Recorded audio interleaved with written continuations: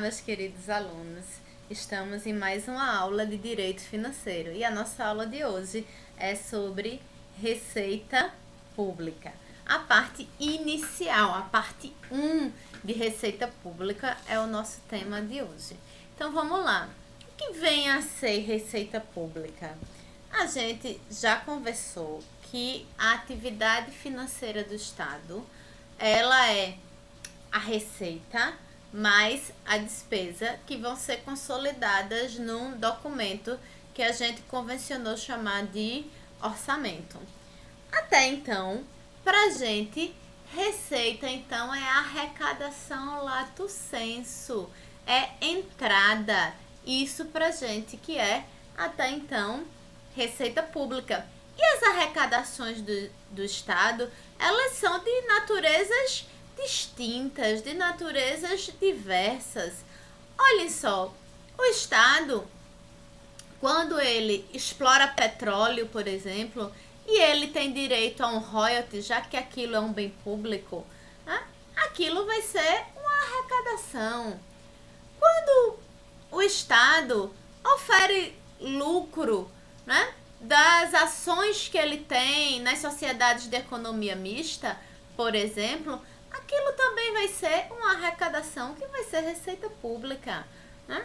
Mas o Estado tem outras fontes de arrecadação, como a arrecadação de tributos, a arrecadação da multa, uma dívida ativa, uma ação judicial que a União ganhe. Então, existem diversas fontes de arrecadação e a gente precisa sair desse clichê de achar, por sua vez, que receita pública seria tão somente as receitas tributárias. Isso não é verdade. É fato, contudo, que num país como o Brasil, como os Estados Unidos, como os países europeus, a maior fonte de arrecadação vem das receitas tributárias, mas não é verdade que é a única. Eu tenho muitas fontes de arrecadações.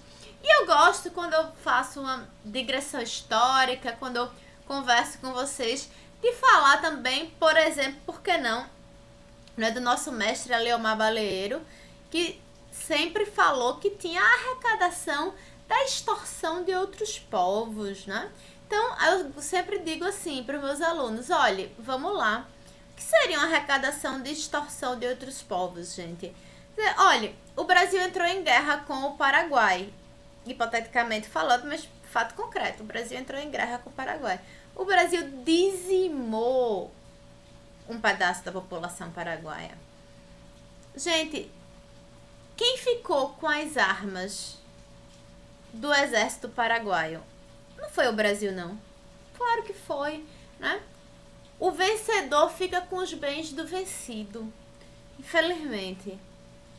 E isso, Aleomar Baleeiro falava que é uma fonte de arrecadação também, a extorsão de outros povos. E aí a gente vai entender quais dessas fontes de arrecadação que vão ser receita pública no entendimento doutrinário, no entendimento clássico, no entendimento contemporâneo doutrinário, né? Quais delas serão consideradas receita pública no entendimento legal, no entendimento econômico, contábil, tá? E nós vamos também ver na aula de hoje um pouquinho o início, a parte jurídica sobre classificação da receita. A gente vai ver principalmente a classificação da receita originária. Então, vamos lá. A primeira coisa que eu quero que a gente tenha em mente é que eu não posso confundir, tá? Receita pública com patrimônio público. O patrimônio público são todos aqueles bens que eles possam ser passíveis de alguma avaliação em pecúnia. É tudo.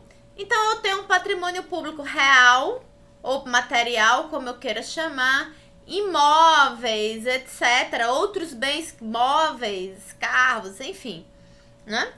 Eu tenho um patrimônio imaterial. Né? O que seria um patrimônio imaterial? Poderia ser direito sobre marcas, como se eu estivesse falando em direito empresarial, que é mais comum. Poderia ser, né? Mas direitos autorais, direitos imateriais que pudessem ser avaliados em pecúnia. também vai compor o patrimônio público. E eu tenho um patrimônio financeiro, um patrimônio líquido. É nesse patrimônio líquido que vai existir a receita pública, tá? Então, eu não posso achar que receita pública é igual a patrimônio público. Então, vamos lá falar sobre receita pública. Nosso mestre, Aliomar Baleiro, ele dizia o seguinte: receita pública, ela é... Vou falar para você exatamente como Aliomar Baleiro dizia, tá? Receita pública é a entrada que, integrando-se no patrimônio público sem quaisquer reservas, condições ou correspondência no passivo, vem a crescer o seu vulto como elemento novo e positivo. Mas o que eu quero saber de vocês, na verdade disso, é quais são as ideias centrais do mestre Aliomar Baleiro. É que, primeira coisa, receita pública é uma entrada que ela não me traz um correspondente no passivo. Então, ela entra livre. Ela não traz uma correspondência no passivo. Então, ela não é aquele dinheiro do cheque especial. Não posso fazer analogia com aquele dinheiro do cheque especial que é do banco e que fica aparecendo assim na minha conta. Não, jamais, no entendimento de Aliomar Baleiro. Então, ele parte dessa ideia-chave, que é a ideia de que não tem correspondência no passivo. A outra ideia-chave é que vai existir, vai elevar o seu vulto, ou seja, vai elevar o patrimônio. O patrimônio, pelo menos momentaneamente, até você gastar, ele ficou ali, ó, maior. Né? Como um elemento novo e positivo. Veja, elevar o vulto como um elemento novo e positivo. Então, eu vou trabalhar ainda com essa ideia-chave, tá? De que eu tenho um elemento novo e que esse elemento, ele tá deixando meu patrimônio maior, mais rico, tá?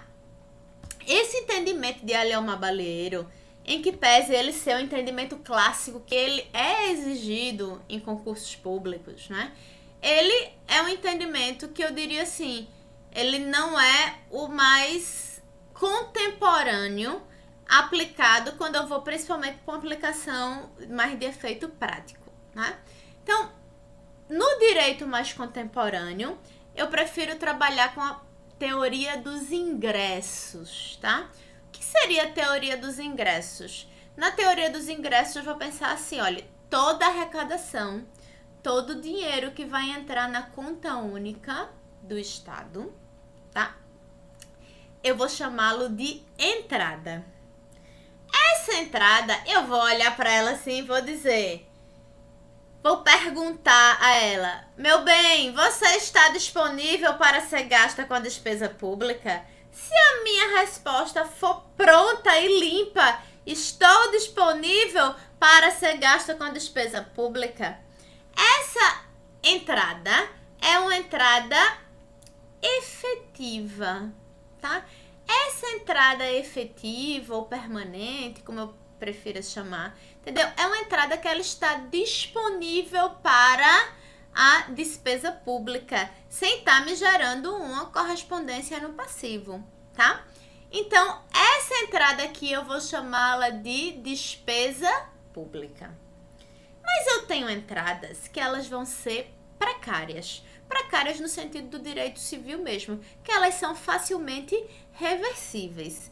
Essas entradas que são facilmente reversíveis, eu vou chamá-las de ingressos. Elas são apenas ingressos e elas vão compor o movimento de caixa naquela conta única, porque por conta do princípio da unidade de tesouraria, que a gente vai ver mais à frente, vai precisar ali passar pela conta única cabendo as ações. Então, na teoria dos ingressos, eu tenho um bolo todo de arrecadação que eu chamo de entrada. Se aquela entrada ela for precária, eu vou chamar apenas de ingresso. E se aquela entrada ela for definitiva, ela for efetiva, ela for permanente, ou seja, ela estiver disponível para ser gasta com a despesa pública, eu vou chamá-la de receita pública. Mas, professora, veja só, eu não estou entendendo o que seria uma entrada precária. Veja, uma calção, como eu dou no contrato de aluguel de imóvel particular, essa danada dessa calção, mesma natureza jurídica.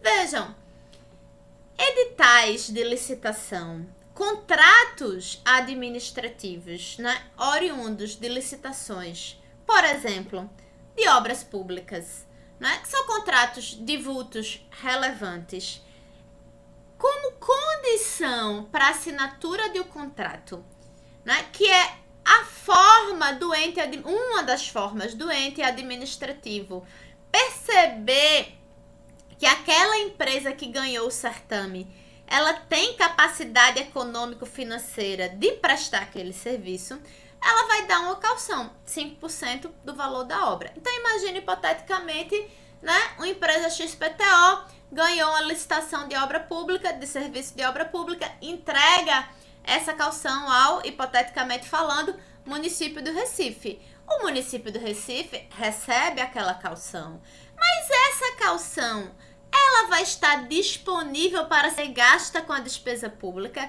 Ela vai estar disponível para o município do Recife gastar como ele bem entenda? Não, ela não vai estar disponível para o município do Recife gastar como bem entenda. Por que ela não vai estar disponível para o município do Recife gastar como ela bem entenda? Porque se aquele contrato for adimplido direitinho pela parte construtora, ela tem direito a reaver aquilo com a correção monetária. Então, ela entrou, mas ela pode ser desfeita. Então, ela é uma entrada precária. Essa entrada precária eu chamo de ingresso. Isso é a teoria dos ingressos públicos. Com isso, eu entendo uma conceituação jurídica, doutrinária de receita pública que é muito relevante para a gente. Mas nós precisamos avançar um passo e nós precisamos entender o conceito econômico ou conceito legal que está definido no artigo 57 da Lei 4320 de 64. Que lei é essa, professora? A nossa Bíblia! Bíblia! Porque é a Lei Geral das Finanças Públicas, tá? Que foi recepcionada como lei complementar por essa Constituição. Então, vejam lá, no artigo 57, com as minhas palavras, em suma, está dizendo o seguinte, olha, tudo que entra na conta única, toda arrecadação, vai ser receita pública, inclusive operação de crédito. Epa, epa, epa! Essa é a grande diferença, tá, gente? Essa, eu diria assim, esse exemplo de operação de crédito é uma grande diferença, porque no entendimento jurídico, no entendimento de Alielma Balieiro, no entendimento dominante sobre a teoria dos ingressos, o empréstimo não seria receita pública no entendimento do professor Alielma Balieiro, porque o empréstimo gera uma correspondência no passivo. No entendimento da teoria dos ingressos, o empréstimo, ele seria uma entrada precária, em que pese cabe uma divergência, uma discussão em cima disso, né? Então, seria um ingresso, o empréstimo, né? Uma operação de crédito, entende? Agora, quando eu vou para o artigo 57 da Lei 4320, que é como funciona, que é uma leitura de natureza contábil e legal, a operação de crédito, ela é sim uma receita pública. Então, veja, a operação de crédito, hipoteticamente falando, imagine que a União, para fazer frente ao combate à Covid-19, pegou o empréstimo com o Banco Interamericano de Desenvolvimento, BID. Esse empréstimo, que lógico tem que ser autorizado pelo Senado, tem todo um belelê que a gente vai ver ainda. Mas esse empréstimo que a União pegou, na hora que entrou, hipoteticamente falando, 10 milhões de dólares, tá? Hipoteticamente falando, quando entrou esse empréstimo, tá? Ele constituiu o quê? Uma receita.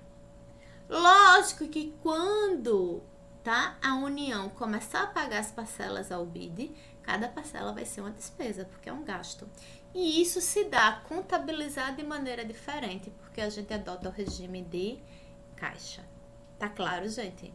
Então, vamos avançar. Classificação da receita pública. Meus caros, meus queridos, vejamos. A classificação que importa aqui dizer, que eu diria, eu não quero dar um ranqueamento de importância das classificações, mas eu queria chamar muita atenção a essa classificação, que é a classificação quanto à origem, entendendo que essas classificações que a gente vê aqui no dia de hoje são classificações de cunho doutrinário, jurídico. Então, eu não tenho classificação certa ou errada, eu tenho a adequada para explicar o meu caso concreto, tá, gente? Então, vamos lá. Classificação quanto à origem. Como assim? Vejam, eu dei vários exemplos de arrecadação no início da aula, né? Vários exemplos. E aí eu vou me perguntar aqui na classificação quanto à origem. Olha, de onde advém essa receita? De onde advém esse dinheiro? Veja, se o dinheiro, a receita pública, advém da exploração do próprio patrimônio público do Estado, então essa é uma receita originária. O que seria uma receita originária? Uma receita de percebimento de aluguéis seria uma receita originária. Ora, a União pode ser proprietária do imóvel, mas claro que sim. Esse imóvel pode estar alugado a Leandro, mas claro que sim. E Leandro vai pagar o aluguel, senão Leandro vai ser despejado. Esse percebimento do aluguel, ele vai ser o quê? Uma receita pública. De que sorte? Originária. Porque advém da exploração do próprio patrimônio do Estado. Vejam, mas essa não é a única receita originária, correto? Não. Tem diversas. Os royalties do petróleo não advêm da exploração de um patrimônio público, de um bem público? Claro que advém da exploração de um bem público. Então, os royalties do petróleo são o quê? São receitas originárias, né? Como tantas outras. A Zona Azul. A Zona Azul advém da exploração de um bem público. Mas, ora, professora, achei que a Zona Azul era para organizar o tráfego, o estacionamento numa certa região. É sim, claro que é. Mas ela só existe porque o Estado decidiu explorar economicamente um bem público de uso comum do povo. A rua, assim como o pedágio, tá? Naquele entendimento que pedágio é preço público, ok? Então, isso aqui é receita originária. Beleza, professora. A antítese da receita originária é a chamada receita derivada. A lógica é muito simples. A receita derivada é aquela que deriva do patrimônio de terceiro. Sendo que eu tenho dois critérios. Meu primeiro é deriva do patrimônio de terceiro. Beleza. E o meu segundo critério é o Estado utiliza o poder de império. Como assim, professora? Vejam, eu, Anne, hipoteticamente falando, passei numa lombada eletrônica acima da velocidade e levei uma multa administrativa de trânsito. Isso é possível acontecer? Possível é pouco provável. Mentira, vive cheio de multa. Mas vejam, né?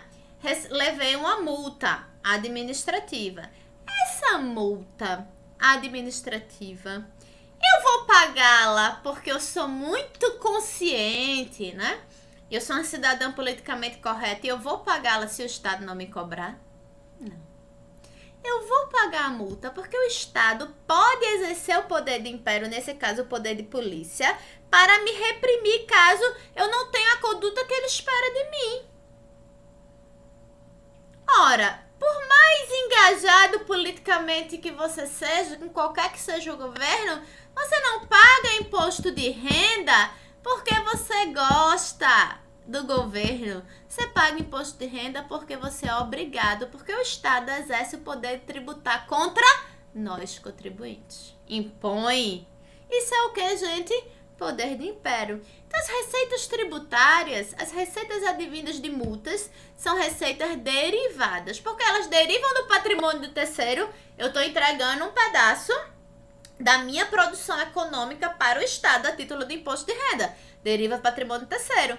E o Estado utiliza o poder de império. Beleza, suave na nave, né? Mas vejam, aí eu pergunto a vocês, e eu adoro perguntar isso. E a doação?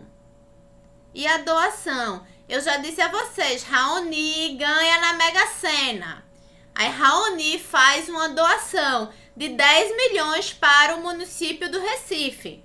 Raoni pode fazer isso? Pode. É ilegal? Não. É imoral? Não. Ótimo, lindo, maravilhoso. Aí eu pergunto, essa doação é uma receita originária ou derivada? Vejam, vocês vão achar entendimento para tudo, tá? Mas eu me filio no entendimento que entende que essa receita de doação é uma receita originária. Porque ela vem do patrimônio de Raoni, é verdade. Que ele ganha na Mega Sena e ele tem um patrimônio fazendo a doação. É verdade. Mas o Estado não utiliza o poder de império. Na verdade, essa doação, ela já passa a existir enquanto possibilidade integrada ao patrimônio do Estado. Então, eu vou entender essa doação como uma receita originária. Isso é uma coisa que eu gosto de frisar, porque vira e mexe a gente explora alguns casos assim concretos, ok? Mas vamos lá, avançando. Gente, eu tenho que lembrar que o Estado brasileiro não é um Estado unitário. Nós temos uma descentralização de poder político e essa descentralização, ela exige autonomia. O que é que eu chamo isso? Isso chama-se pacto federativo, tá? Então, nós temos, não é, um Estado federado, dividido em União, Estados, Distrito Federal e municípios. Essa divisão vertical do Estado, que é essa divisão em União, Estado, Distrito Federal e municípios, né, vai fazer que a gente tenha uma outra categoria quanto à origem, que são as receitas transferidas. Eu vou dar o exemplo para depois a gente esmiuçar as categorias e aí eu boto um slidezinho para vocês, só para vocês sacarem. Veja, a receita do royalty de petróleo, quando entra para a União, ela é uma receita o quê? Originária, já bati muito nessa tecla. Entrou para a União enquanto receita originária. Quando a União transfere essa receita para o município do Rio de Janeiro, para o município do Rio de Janeiro, essa receita é originária? Não. Para o município do Rio de Janeiro, essa receita ela é transferida. Entende? Outro exemplo. O Estado de Pernambuco recebe uma arrecadação de IPVA. Quando ele transfere essa arrecadação para um município XPTO ao qual o carro estava licenciado, essa receita para o município ela é o quê? Transferida. Para o Estado ela é uma receita derivada, porque ela é de tributos. Então, ela vai ser uma receita derivada. Mas para o município que está recebendo, ela é uma receita transferida. Então, entendemos o que é uma receita transferida. Ok, vou botar um slidezinho para vocês aqui.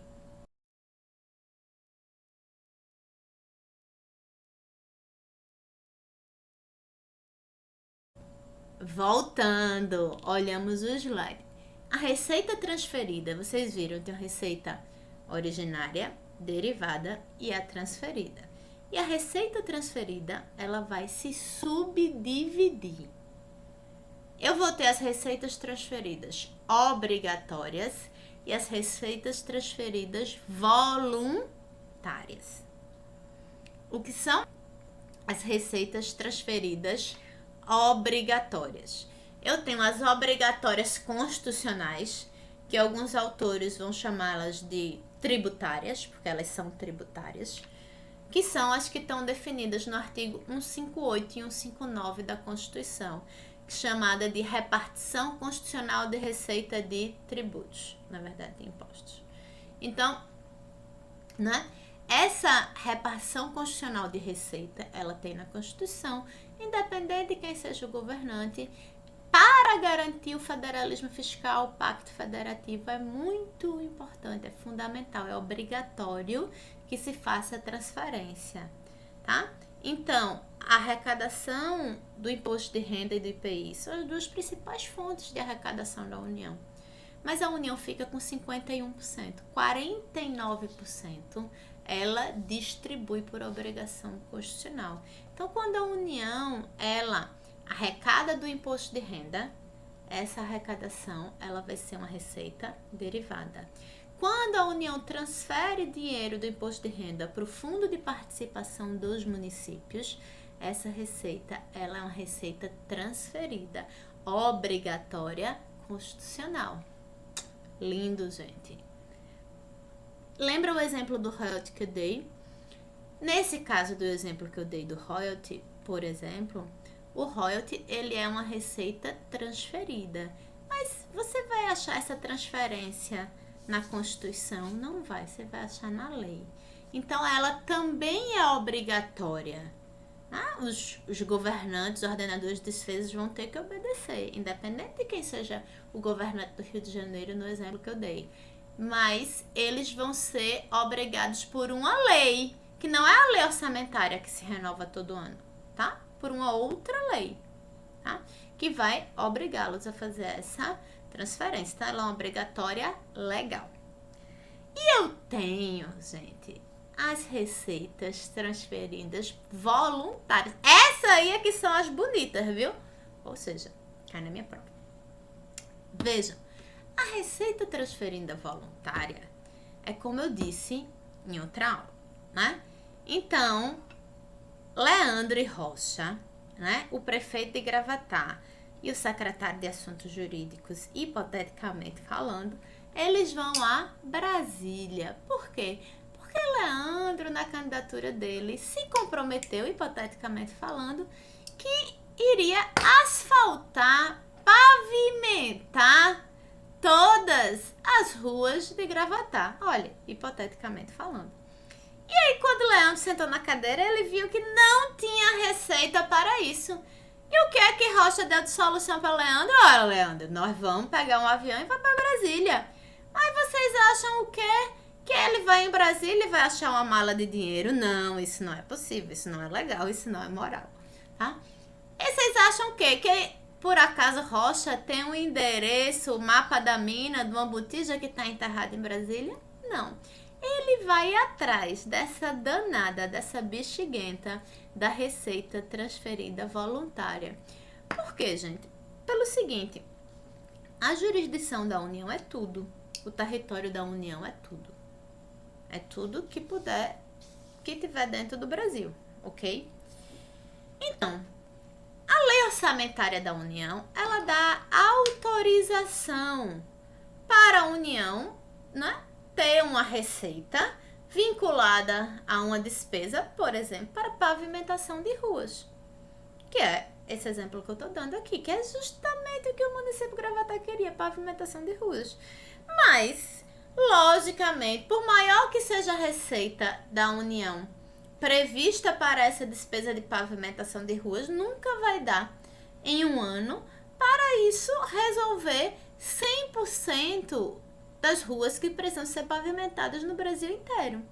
Então a União faz o quê? Ela escolhe. Professora, como é que ela escolhe? Mediante edital, que vai formular um convênio, é uma possibilidade, tá? Pode não ter o edital. Então, como ela escolhe é uma pergunta do direito administrativo, ok? Isso aqui eu tô falando do expediente extremamente normal, legal, moral. Então, olha, o município, ele pode, então, disputar essa receita transferida. Essa receita transferida a gente vai chamar de voluntária. Porque hipoteticamente falando, o ministério, que seja o Ministério das Cidades, da Habitação, enfim, né? Que eu tô dando um exemplo aqui hipotético, né? Ele escolha executar aquela despesa que está autorizada na lei no município de Gravatá, só um pedacinho dela, né?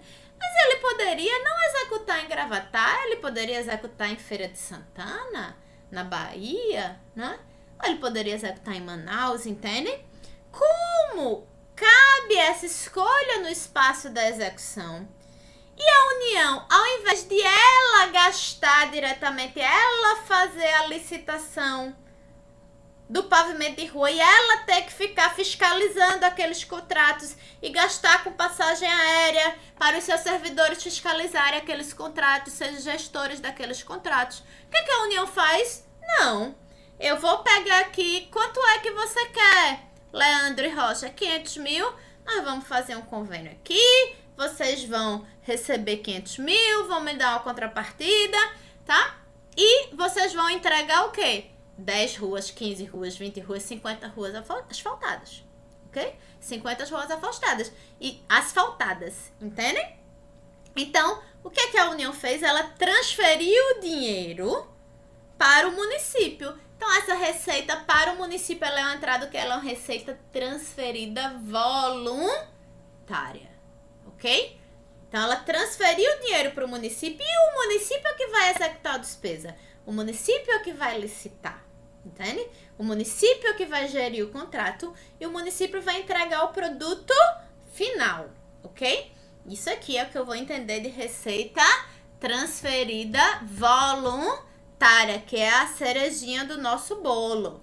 E eu tenho umas duas classificações que eu queria falar com vocês.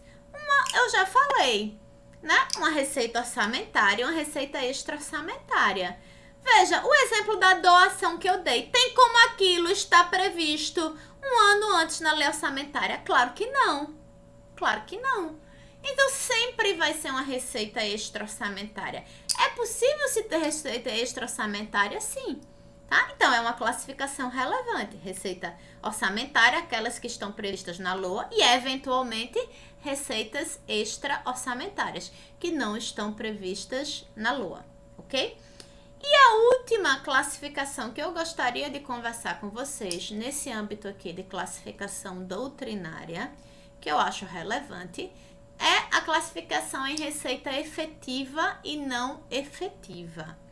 Veja, a receita efetiva é aquela que deixa o patrimônio público mais rico, maior.